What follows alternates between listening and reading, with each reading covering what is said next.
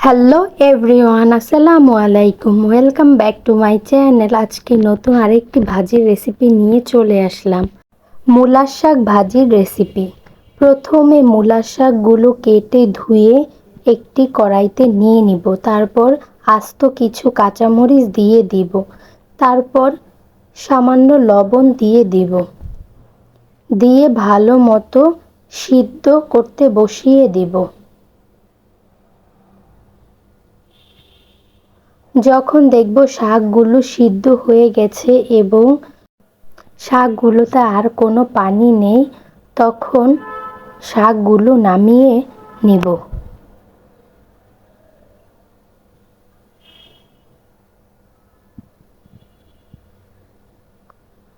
শাকগুলো এবার বাগার দিতে প্রথমে একটি কড়াইতে পর্যাপ্ত পরিমাণে তেল দিয়ে দেব। তেল একটু বেশি দিতে হয় যে কোনো ভাজিতে। তারপর কিছু শুকনা মরিচ দিয়ে দিব। দিয়ে ভালো মতো তেলের সাথে ভেজে নিব, যাতে শুকনা মরিচের ঘ্রাণ ছড়িয়ে যায়।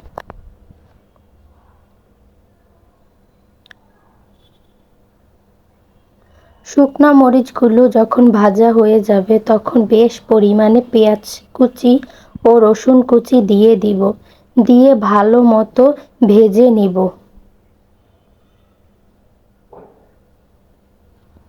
একটু সময় নিয়ে লাল করে ভেজে নিতে হবে।